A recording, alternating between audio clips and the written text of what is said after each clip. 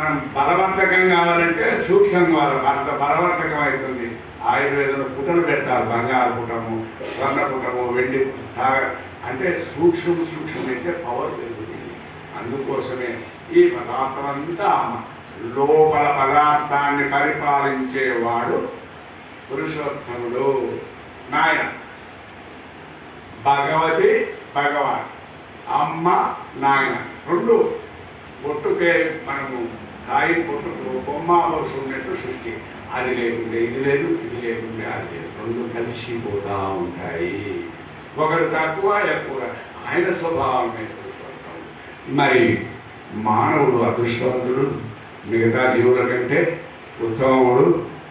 ఎన్నో జన్మల పుణ్యఫలం 24 లక్షల జీవరాశుల్లో మానవుడు ఉన్నత స్థితి పొంది ఉన్నాడు.